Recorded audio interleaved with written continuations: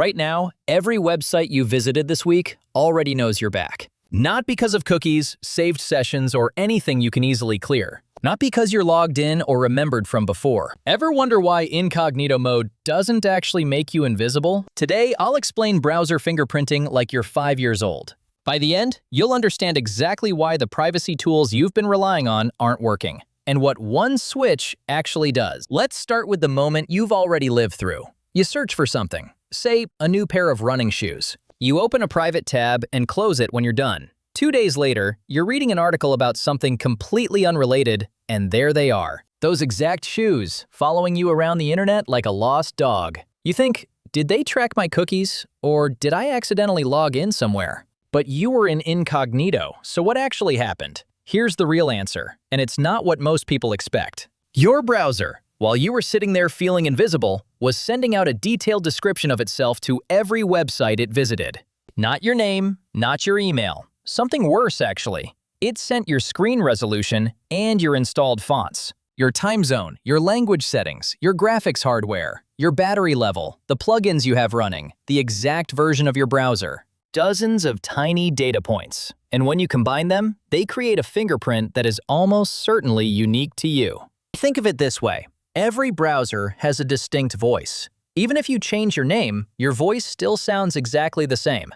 Incognito changes your name, but it does absolutely nothing to your voice. This is called browser fingerprinting, and the reason it's so effective is that it doesn't need to store anything on your computer. There are no cookies, no files, no trackers you can find and delete. The website just listens to your browser introduce itself, and it already knows who you are. Here's the thing about cookies that nobody tells you. Cookies were never the real threat. They were just the obvious one. The thing you could see, delete, and feel good about. Fingerprinting runs underneath all of that, completely out of reach. It's like worrying about someone reading your diary while ignoring the security camera pointed directly at your desk. The diary was never the issue. Now, here's where it gets more interesting. You might be thinking, okay, but at least my VPN hides me, right? But your IP address is just one data point out of 50. The fingerprint doesn't care where your traffic is coming from. You can route your connection through a server in Switzerland. Your browser will still show up with your exact screen resolution, your exact font list, your exact hardware configuration. The VPN changes your mailing address, but it doesn't change your voice. So here's where this gets properly uncomfortable. When you were searching for those running shoes in incognito, a VPN wouldn't have helped. Clearing your cookies beforehand wouldn't have helped. The moment your browser said hello to that shoe retailer's website, the fingerprint was already transmitted. It wasn't stored on your computer. It was logged on theirs. You can't delete what you never had. So how do you actually see this in action? There's a free tool built by the Electronic Frontier Foundation, a privacy nonprofit, called Cover Your Tracks. You go to the site, you click a button, and it shows you your browser's fingerprint. It tells you whether your browser is uniquely identifiable. For most people using Chrome, the most popular browser in the world, it comes back with something close to unique among hundreds of thousands of visitors. Not one of a few, you, specifically. One person in a database of hundreds of thousands, identified without a login, without a cookie, without a single file on your machine, just by how your browser said hello. Which brings us to the part the ad industry really doesn't want explained this simply. Ad networks and data brokers, companies most people have never heard of that are quietly worth billions, use fingerprinting to build profiles that follow you across sessions, across devices, and across time. You can clear every cookie you've ever stored. You can reset your device. You can create a new email address. But if you're using the same browser on the same hardware, you're still the same voice in the room. Your profile doesn't reset. They just pick up where they left off, like you never even tried. And the whole system runs completely out of sight. The reason this has worked so quietly for so long is that there's no pop-up for it. You know that annoying cookie consent banner on every European website? That exists because the law required companies to tell you about cookies. Fingerprinting requires no consent banner. There's no, we're currently mapping your browser's unique characteristics to build a permanent advertising profile on you. Is that cool? Dialog box. It just happens. Automatically. Every time. The privacy policy says they're using data to improve your experience. What that means, they are building a version of you that lives permanently in their systems. That version is used to predict what you're willing to buy, click, and believe. The phrase "improve your experience" is doing a remarkable amount of heavy lifting in that sentence. Here's something even sharper. Data brokers don't just track what you searched, they track the pattern of how you search. The time of day, how long you hovered before clicking, whether you read reviews or go straight to price. They're not building a profile of what you want, they're building a model of how you decide.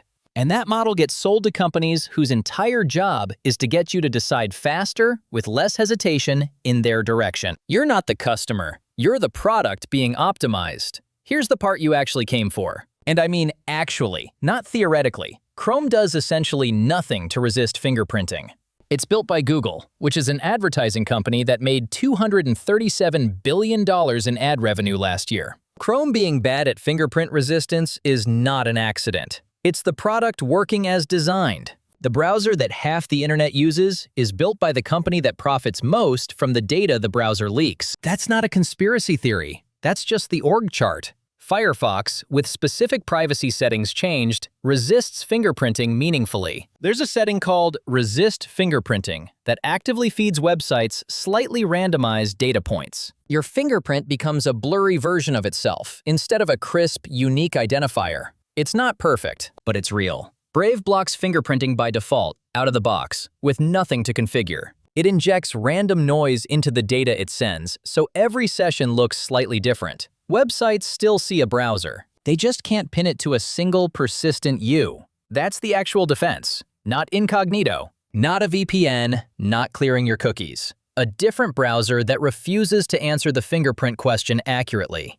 Now here's the reframe that matters. You've been thinking about online privacy as a file management problem. Delete this, clear that, opt out here. But fingerprinting is not a file. You can't delete it because it was never stored on your computer. It's stored in how your browser behaves. The only way to change how your browser behaves is to use a different browser. Let's go back to those running shoes for a second. The ad that followed you wasn't magic. It wasn't your phone listening. It wasn't a breach. It was your browser introducing itself the same way it always does. Honestly, completely, automatically.